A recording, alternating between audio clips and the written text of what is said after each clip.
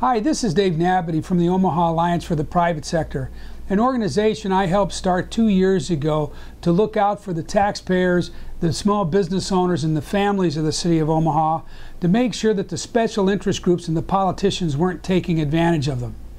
Well, within the last week or so, the fire union has had a lot of fun making sport of me based on an interview that I did with them back in 2006 when I was a new young candidate running for the governor of the state of Nebraska.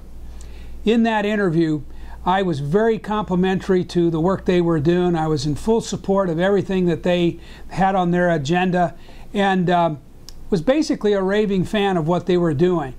And I, like you, felt that the people in uniform should be respected and honored, and frankly put our faith and trust in them, because they're the ones that take care of us in the event of emergencies, catastrophes, and those sorts of things, whether they're police officers, firefighters, National Guard, or the military. Well, since 2006, I've had a number of revelations that really opened my eyes to what the political agenda of the union bosses was, something that I didn't know in 2006. My first revelation came after the governor's race when Initiative 423 got started. Now, that was a spending lid initiative that wanted to limit the growth of state spending to the inflation rate plus population growth. And it was a statewide initiative to slow down the growth of government because, frankly, everybody in Nebraska was pretty sick of the taxes. What I witnessed during that campaign was unbelievable. I've never seen anything like it. I watched the government employee unions from all over the state come together and do everything they could to stomp out the citizens' right to petition government. And I mean, they used every dirty trick in the book. I couldn't believe what I witnessed. That rocked me. When I saw government union organizations doing everything they can to keep the citizens from slowing down the growth of government, I knew we had a big problem in America. Well, I went back to work, tried to refocus on building my business back up, and lo and behold, in 2007, the city council had the wisdom of hiring a company called Matrix to come in and study the police and fire contracts in the city of Omaha. Well, when the city council of Omaha spent $250,000 to hire Matrix to come in and come up with ideas to modernize and streamline the police and fire departments, it got my attention. So I went down to the city council and I testified on the fact that we absolutely have to embrace some of the intelligence that came from Matrix. The whole state needs to see Omaha be an example that they're willing to reform government.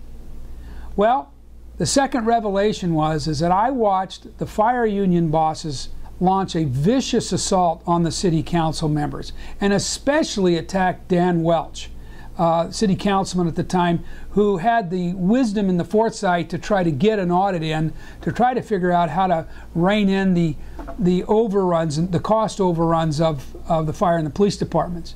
I couldn't believe the way they attacked the city council and bullied each one of them. And even though Matrix established that they could save $7 million a year in the fire department and $2 million in the police department, the city council, after being bullied, decided not to embrace any of the Matrix report. None of it. So that was the second thing that really got my attention about the way that union bosses bully politicians to ignore common sense and just keep giving them a blank check. The third revelation came in 2009 when the city council considered removing restrictive language in the city code that mandated staffing and equipment and service in the fire department. Now, that code language prevented the city from being able to go to the fire department during negotiations and come up with ways to streamline and modernize. So the duplicate language really put the city at a major disadvantage. It was like deja vu, because I watched the union bosses of the fire department again pound on all the city council members and bully them to ignore the importance of giving the city liberty in the negotiations. And you know what? The city council voted to not remove the language. It made no sense. Well, that was the third time that I saw politicians cower to the bullying of the union officers. And so I decided at that time, I've had enough. We have got to create an organization that will rise up and represent the families and the small businesses and the taxpayers that have to keep writing checks through their taxation to fund these big labor contracts and expensive government. So we created the Omaha Alliance for the Private Sector, and we got right to work. We worked with Franklin Thompson, Councilman Franklin Thompson, to come up with that code language removal or repeal, and God bless Franklin, he did it. He brought the language to repeal that ordinance back, but this time we motivated the citizens to communicate to the City Council, and enough of you called and made your voices known, and the City Council removed that duplicate language off the city books. It was a great victory for the taxpayers. Since then, we've done a number of things. We analyzed the fire contract. We analyzed the police contract. We did a full investigation of the fire department that showed major mismanagement. When the mayor and the council would not pay attention to any of our reports, we took it to the state auditor. The state auditor paid attention, came in, and validated the work we did that showed that people were mismanaging the department to the point that he couldn't even do an audit. The records weren't even there. It was a department that spends $70 million a year, and their books were so bad the state auditor couldn't do an audit. There were even officers that refused to answer the state auditor's questions. And now I'm being sued by one of those union officers for saying that I felt like he did the wrong thing by not filling out his payroll records properly. The other thing that we did is we came up with what we called the $6 million solution, and we consulted with firefighters and firefighting professionals, and we looked at the footprint of the city of Omaha, and we came up with a way that you could downsize and streamline the department and lower costs by almost $6 million a year. So here's the bottom line. From 2006 to now, I've learned a great deal. In 5.5 years, I've probably seen more unbelievable behavior and actions by union bosses than you would ever want to see, let me tell you.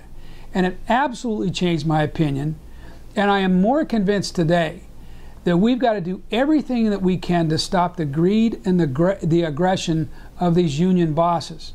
Now again, the rank and file firefighter and police officers deserve our respect. They take care of us at times where we are in great need. And let me assure you that public safety is paramount to me and the Omaha Alliance. So what we're not talking about here is ruining public safety. What we're talking about is stopping the greed and stopping the aggression of these union bosses. And if you look at this labor contract that they are pushing through, I can tell you it's got language in that contract that no other city in America would adopt, and they know it. And that's why they're on the attack. So, is my opinion today different than it was in 2006? You bet. The fire union is really trying to make it personal about me. Folks, it's not about me. It's about this labor contract. We've got to get it stopped. And if you agree with me, go to OmahaAlliance.com and become a member. We need your help. We need your support. We need your manpower. If we work together on this, we'll finally get to the point where we liberate Omaha from these very expensive labor contracts. Thanks so much for listening, and hope to see you soon.